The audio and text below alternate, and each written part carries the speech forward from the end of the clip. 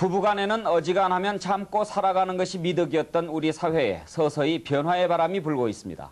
반평생을 함께 살아온 노부부가 정식으로 갈라서는 이른바 황혼, 이혼이 늘고 있고 그런가 하면 노인들의 재혼도 많아지고 있습니다. 정인성, 조재익 기자가 차례로 보도합니다.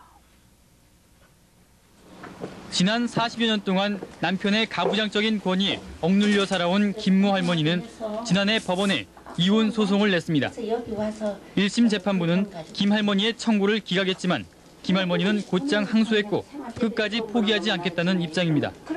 차차는 나아지겠지 하면서 살았으면 오늘까지 살았는데 나아지기는커녕 말이지 딱 이렇게 되는데 살고 싶은 생각 없어요. 문제는 김 할머니처럼 수십 년 동안 결혼 생활을 한 뒤에 이혼 소송을 내는 경우가 최근 크게 늘어나고 있다는 것입니다. 실제로 지난해 이혼 처리가 된 2만 6천여 건 가운데 3,300여 건이 50대 이상이 낸 소송으로 지난 91년 1,000여 건에 비해 3배나 늘었습니다. 이 가운데 할머니들이 제기한 소송이 적지 않습니다. 약 한 30대 70의 비율로 할머니들의 이혼 요구가 높거든요.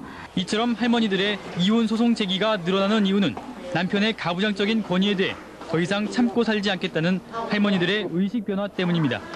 가장 근본적인 원인은 결국 평등하고 민주적인 그런 부부관계가 되지 않는 거에서 온다고 생각이 들어요.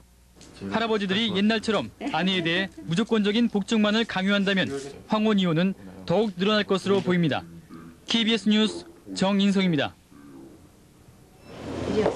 어딜 가도 꼭 손을 잡거나 팔짱을 끼고 간다는 이 노부부는 지난달 재혼을 했습니다.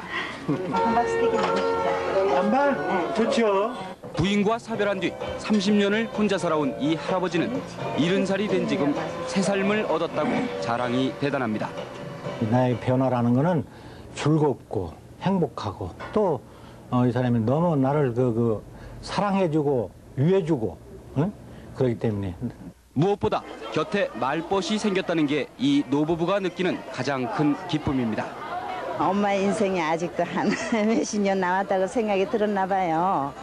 외로우시니까 결혼하는 게 좋다고 그러셨죠. 재혼하는 게. 한 결혼정보 회사에 온 편지들입니다. 홀로 된 시어머니의 여생을 기쁘게 해드리고 싶다는 며느리의 편지. 자식이나 며느리가 모두 직장 생활에 바빠 시아버지가 늘 홀로 계시는 게 마음 아프다는 사연의 편지 등 대부분 자식들이 보낸 것입니다. 미혼 남녀하고 비교해 볼 때요. 노인들의 만남이 만날 기회가 없어서 그렇지 일단 만나시면 2배 이상 커플 성공률이 이루어집니다. 우리나라의 재혼자 가운데 60살 이상 나이에서 재혼을 하는 비율도 해마다 높아지고 있습니다. 홀로 외로움을 참고 살 이유가 없다는 것이 노인들의 공통된 말입니다. KBS 뉴스 조재익입니다.